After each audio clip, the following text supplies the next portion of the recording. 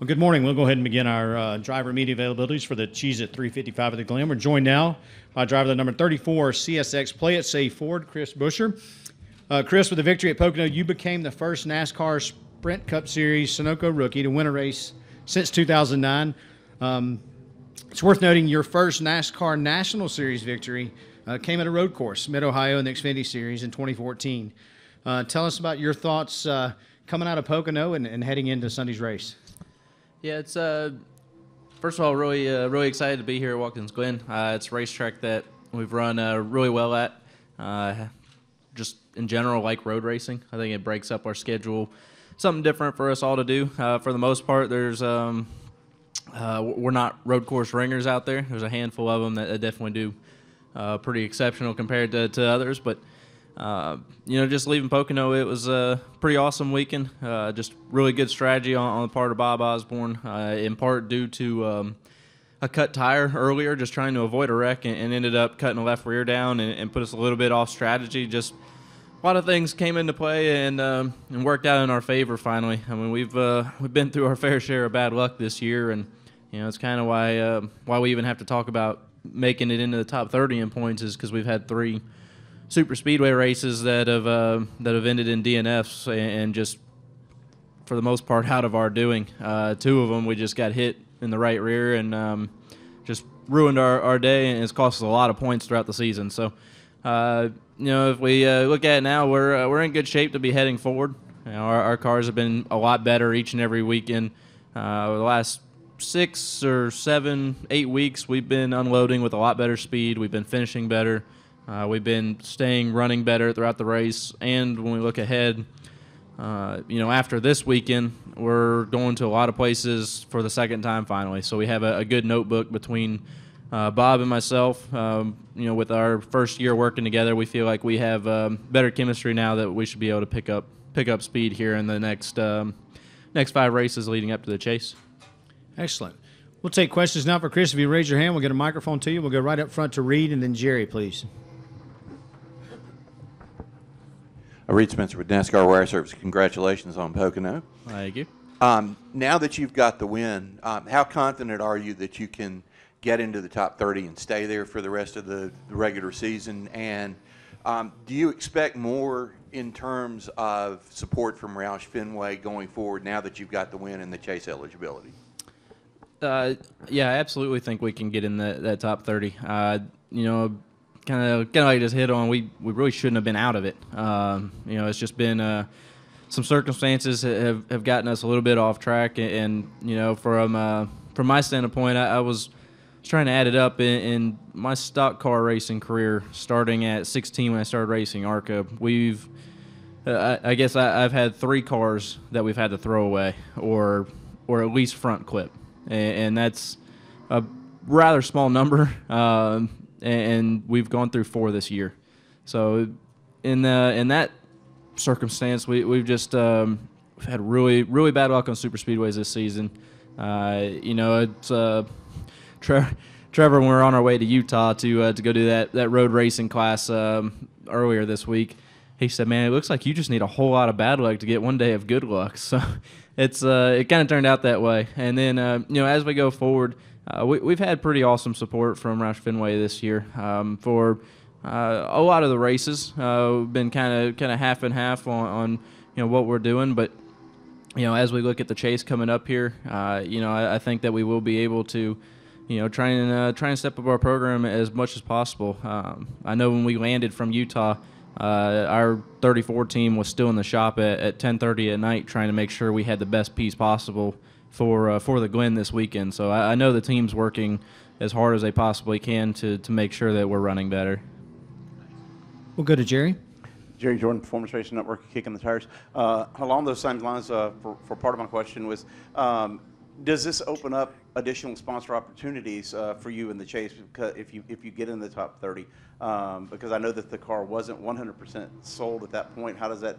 Do you think that will help you get more sponsors? And also, what have the meetings been like this past week? Now that with that win under your belt, how much media pressure and stuff have you had over the past few days?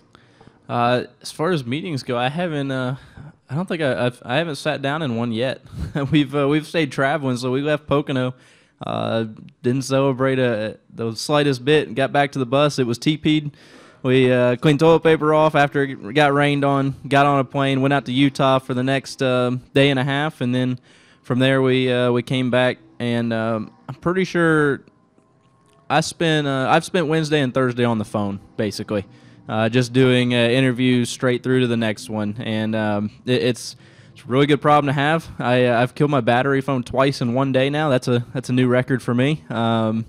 It's been wild how everything has played out, and really just haven't had time for it to settle in and feel like we won a race. It's been so crazy, but we're heading in the right direction now, and we talk about that top 30 in points and getting in the chase. We're going to get there. We've definitely been on the right trend, and working towards getting out of that hole that we've been in for quite a while, knowing that we wanted to get in that top 30 in case something did come up and we were able to take full advantage of circumstances of a race. Dustin Albino, front stretch. Chris, a lot of drivers always talk about how long it takes to sink in for their first win. How long did it take to sink in, and what's been different about this week? I don't think it has yet, just because of how busy we've stayed. Really haven't had time to just relax and settle in yet. Haven't really gotten to go see any of my friends that would usually be talking about it or pumped up about it. It's been from one outing to the next, and all about trying to make sure we're better for the Glen here this weekend. So all of the RFR drivers and Landon and myself were out in Utah, just practicing, doing a little bit of shifting in some Mustangs, and then coming back. Like I said, I've been on the phone so much. There's no time to really sit down or go see anybody for lunch even. It's been wide open. So I'm imagining we give it next week as we have that off weekend. I'm going home, go see some family, and we'll be able to relax and really let it set in then. We'll go to Jim, then Lee. JimUnderMotorsport.com. Obviously, being a rookie this season, but also going to an organization that you knew ahead of time was not one of the top organizations in the Cup Series, was a win kind of where was a win on your list of possibilities? Did it even was it even on your radar? And I have a quick follow-up after. Yeah, it was our main goal at the beginning of the season when Bob and I sat down for I think for the first time, to really get to know each other. I've worked with him very little, just through some R&D testing several years ago. Haven't had a whole lot of interaction, so we sat down, talked about what we were going to do this season. We were both really excited to be working together, and we set our goal right there that the goal was to make the chase, and we knew that would include either being really good in points and really consistent through the season or getting a win. So, it was not something that we just discounted and said we're not worrying about. That was our goal from the start. And secondly, you probably were aware that even before the race was called and afterwards, a lot of your fellow competitors said some very nice things about you, about getting this opportunity and being the winner. A lot of times other guys aren't happy when other people win, but what did that mean to you, that both before, during, and after the race? That was really cool. Just considering how competitive this sport is and how cutthroat it is most of the time, to be able to see everybody come by and congratulate. A lot of them were a little bit early to the punch saying congratulations. I was like, look, I'm not getting my hopes up yet. This is not over. We're just sitting out here in fog right now. There's no rain. The track's still dry. And they said, we're done. We're done. Everybody seemed to know a lot better than I did. And I did realize that once they did call it, half the guys were already changed and in street clothes. Landon was one of the first ones to me, and he was showered and in normal clothes already. So they must have known something I didn't. But it is really cool to see so many of them come by. Brad Keselowski, as soon as the red flag came out, came by the car and obviously said that he wanted to get it, but if it didn't go back green, that he was happy for us. For Tony Stewart to come by, David Reagan, who's been a great friend of mine, and him and his whole family have helped me a ton just to get in this situation, to be able to compete for Cup wins. You know, Chase Elliott came by and said congratulations. Greg Biffle, you know, just a lot of guys that came by and just said good job. It's special to be able to break it up a little bit. You know, in the season, I know we're going to throw a wrench at a lot of people's brackets for the chase, but you know, it's going to be a pretty wild ride to the end, and just glad that that a lot of people are appreciative. And you know, there's a lot of guys that deserve to get their first win as well, and they're definitely getting there. We happen to play the circumstances out a little bit better at Pocono. We'll go up front here to Lee and then to David. Lee Spencer, motorsport.com. Congratulations. Thank you. Can you talk about why it was necessary for you to go to a road course racing school? Why, you know, what is it that they saw in your program that they thought you may need to improve on? I think when we talk about road racing, we know that none of us are experts. So we went out there, Landon, myself, Trevor, Ricky, and Ryan and Bubba were out there as well. They were out there Monday while we were running our race, so they went separate. But it's not necessarily a thing that we know we need improving in a certain area. It's, you know, with a lot of commitment from Ford to try and improve their road racing program in general, to be able to have a school that we can go out to. We had other drivers that are road course ringers on the Ford side. So Billy Johnson, who is currently driving a Ford GT and a Mustang. Brandon Davis was out there, who actually ran with the Rulo brothers on the ARCA side with me for a handful of races, and is extremely good on road courses. Just those two guys out there and a couple more, just trying to help us tune into anything that we can. You know, those Mustangs, they were Boss 302 Mustangs. They're not going to drive like a stock car, but at the same time, they have a lot of different characteristics that are exaggerated of what we would usually feel. So you can adjust, and you can figure things out that will play over to this side. And at the start of the season, you know, Roush said that they were going to support you, and I think there was talk that, you know, you pretty much would be part of the Roush stable as far as having their equipment and such. That hasn't always been the case this year. You know, given that you're the only Roush driver, so to speak, not even locked in yet, but, you know, with the best opportunity to be locked in, do you kind of know that the support will be there from them from now through the chase? Yeah, it's I appreciate the positive thinking on the locked in part, but we'll get there. You know, it's we look at this season, and it has been really good for us. You know, it's been a great rookie season, and I've been learning a lot. And so we have been in different cars on different weeks. But when we look at the schedule coming up here, really we've had it in place to start working in more support, and we've been working on building cars as similar as possible. Front Row Motorsports has made huge investments to be able to copy as closely as possible what the Roush cars are doing for body stuff, for chassis stuff, and the race cars have gotten better. And so on that side of things, we're naturally having better cars brought to the racetrack at the end of the season, or as we get into this part of the season anyway. But I think that, you know, we look at these next 5 races, there's definitely opportunity to have as much support as possible. You know, it's been open book between both organizations this season. We've been sharing everything that we can. All of our meetings are integrated after practice and after race day. When we do our Tuesday meetings, we're pretty much all involved and all working towards the same thing now. So I don't feel like it's something that's really going to be changing a whole lot. We're just gonna do it to the full extent that we have available right now. We'll go to David, then finish with Chris. David Scott from the Charlotte Observer. Chris, how much confidence do you get from winning, and then how might you be able to use that in the car when you're actually out driving? You know, it's always big to be able to pull off a win and get that first one out of the way. And, you know, I remember it on the Xfinity side, winning at Mid-Ohio. I'm not a road course racer by trade. That's not how I grew up. But it brought in a new confidence for every racetrack that we went to going forward.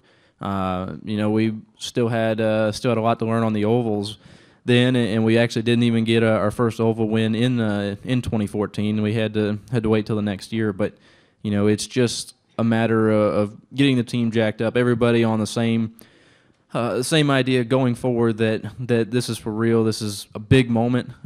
This win with the chase being the way it is, and with the point system being different from the Xfinity side, the last year's Xfinity side, a win basically turns our whole season around. It changes everything. It's no longer one win and you move up a spot or two in points. It's one win, you potentially have a spot in the playoffs of our sport. We are not there yet because we have to get into that top 30. And, with that win, it gets everybody excited to get to that point. And that's why when we landed from Utah at 10:30, and I get a picture as soon as we land from Car Chief that they're still in the shop working, digging. Car's still in primer, and show up the next morning, it's wrapped, it's off the chassis dyno. I mean, they're hustling, and everybody's working extremely hard to make sure that we make this chase, and we're going to get there. I have a ton of confidence in these guys, and I really like where our program's been heading. Previous to Pocono, we've been on the right path, and we're going to be able to make up those points, no problem. We'll finish up front here with Chris. Chris Knight, CatchFence.com. Congratulations on the win. A lot of Sprint Cup Series drivers have elected to run the Xfinity Series race this weekend. I know that there was some discussion that you wanted to get back in the Xfinity Series at some point. Is there any plans to do that, maybe with the chase? And was there any consideration for you to run the Xfinity Series race this weekend? Yeah, it's Trevor beat me to it. So he's riding the 60 car this weekend to get some more experience for him, and I was looking at practice, and it looks like they fired off pretty good. So I would love to run more Xfinity races. I feel like you see a lot of guys do it, and they say it benefits them. I say that, and then on the other side of it, we look at the schedules right now, and I don't remember where it was. It wasn't but a couple weeks ago. It's 5 minutes after one practice, you're into the next one, and that leaves no time to debrief on either side. So you end up sacrificing one or the other heavily, or both slightly, in my opinion, on that one. So, I want to make sure that we're focused on our Cup program as much as we can be, just how we were focused fully on the Xfinity side last year when I subbed in for these 6 races in the 34 car. We would cut practice short just to be able to debrief and get over to the next garage area in time so that we did not hurt our main focus. So, for me, if we did run Xfinity races this season, it would be hard to get that 110% focus needed to go out there and really make it worthwhile. But if we had 5 to 10 of them come up to the point where we could go run them, I've said all year long I'd love to do it. We just haven't had everything fall into place quite yet. Chris, thanks for coming in, and good luck this weekend. Thank you very much. Y'all have a good one. I don't think I've gone up yet. We are going to continue with our media availabilities here at Watkins Glen. We are now joined by Chase Elliott, the driver of the number 24 Sun Energy One Chevrolet. Chase, you have 6 top 5 finishes in your rookie season thus far, and in 2 previous starts at Watkins Glen, both in the NASCAR Xfinity Series, you have 2 top 10 finishes. Do you think this is the place where you can start another streak of top 10s like you had from Talladega to Michigan? I hope so. I think this has definitely been a really fun place to come. I enjoy road racing. We didn't have a very good run at Sonoma, which makes you question some days how much you like it. But it was still fun to me. I know we didn't have a good run out there, but I'm excited about this weekend. This is a very different animal. We had a test up here a few weeks ago. Thought we learned some good ideas and things to come into this weekend with, and try to have a better direction of how to start. So I'm excited about that and looking forward to getting the weekend started. Awesome. We'll start up here in the front with questions. We'll get a wireless mic to you.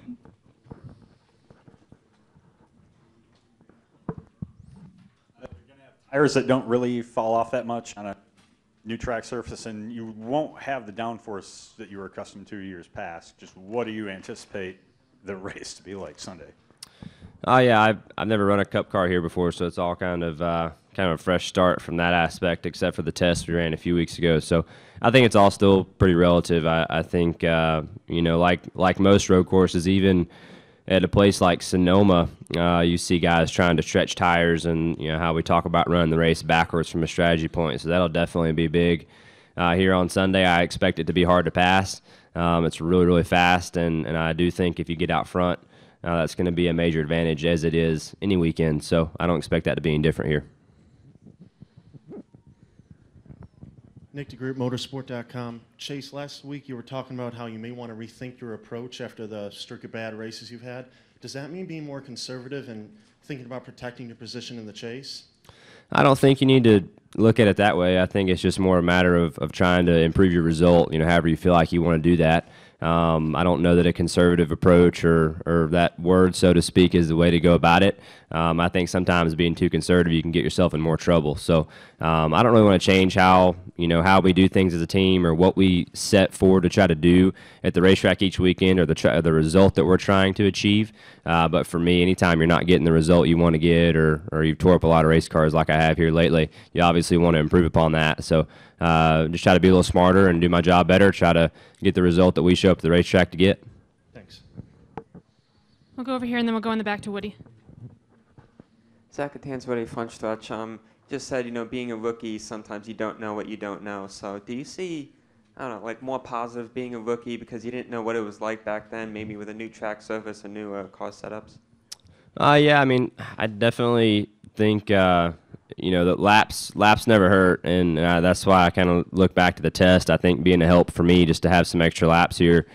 I was glad we were chosen. It was our turn to come do a test, and I was happy it was a road course, especially as bad of a job as I did at Sonoma a few weeks ago. So I figured it was a good time for me to get some road course practice in a Cup car, and to come and try to improve. Hopefully where we're going to try to get going this weekend, setup wise, and hopefully be acclimated to the track a little sooner. So I know it's a repave, and obviously.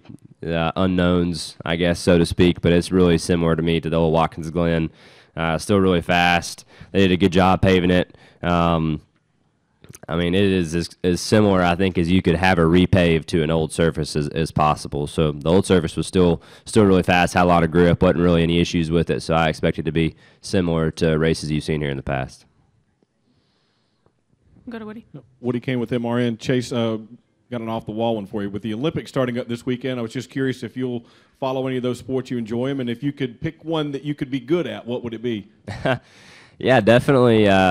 Fun question. I like this. No, I think, I've always been a fan of the Olympics. Who isn't? Anytime you have a chance to cheer on your country and keep up with that medal count, hopefully they can rack up some golds here starting soon. But man, I really don't have a huge preference in what sport it is. I think for the most part, I'm not going to say all of them, but I can find entertainment in watching the majority of them, and even things that you don't necessarily know a lot about, whether it's swimming or golf, whatever it is. I can make it entertaining and watch it, and those guys are so good at what they do, and they bring such a competition level to those games. It's impressive. So I can find entertainment and pull for you always have somebody to pull for from USA, so I'm good with that.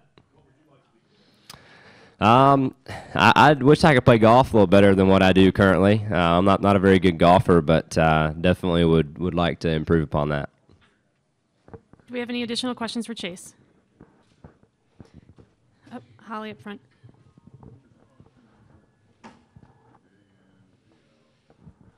Holly Kane, NASCAR.com.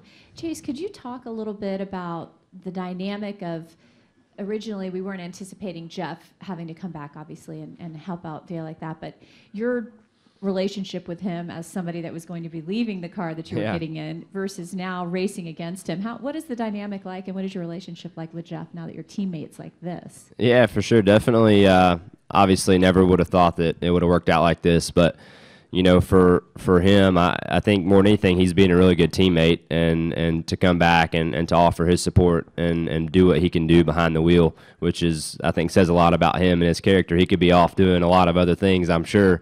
He's been racing for a long time. So I think for him to come back, I feel like means a lot to the organization as a whole.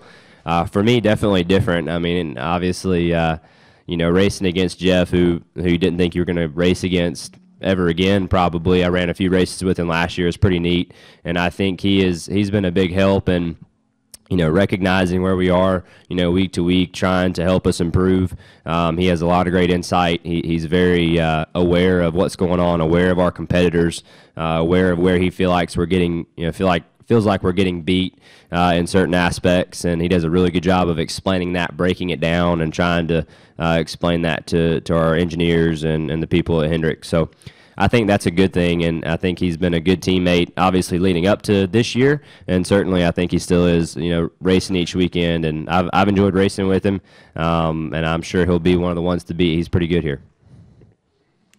All right. Oh, one more question over here. Tyler had the racing experts. Chase, you said at the beginning that you didn't have quite the run that you wanted at Sonoma. Has there been anything that you've been able to do between then and now as far as trying to get a better result this weekend, or is it really just getting more laps underneath you? Just the test. I mean, really and truly, that you can spend time and go. And I was listening to Chris talk about, they went out and did a road race school. I think that Ford set up for them. I've done some great schools that Chevrolet set up for us. I've really enjoyed out in Vegas, and those are great opportunities, that the manufacturers set up to go and run and get laps. But there's no better way to get reps than to do it in a stock car, excuse me, in a cup car, and one of these things they just drive different on a road course than other vehicles. So to get reps and get laps in the actual car that you're going to be driving at the actual racetrack you're going to is pretty rare to see these days. And certainly to get a test, we have allotment of tests, and we try to divide them up equally among our 4 teams. So I was really happy we had this test, especially after the way Sonoma went. And like I said, no better way to get reps than to just come to the actual place you're going to be at in the actual car you're going to run and just make laps. So I think that's the best way to go about that. In the back. Ryan Bells, WENY TV. Being your first time here in the Sprint Cup Series, has your dad given you any specific advice that you'll use going into Sunday's race? Yeah, absolutely. We've talked a lot about, probably more about this weekend than we have other places throughout the year. I think mostly kind of going back to that test again. He came up here with me to the test and stood in some of the corners, watched. There were, the Brad was here, obviously glad he was okay after his wreck, and a couple other cars that were really, really good and that have had a lot of success here that we've seen, or I've seen just watching on TV the past number of years.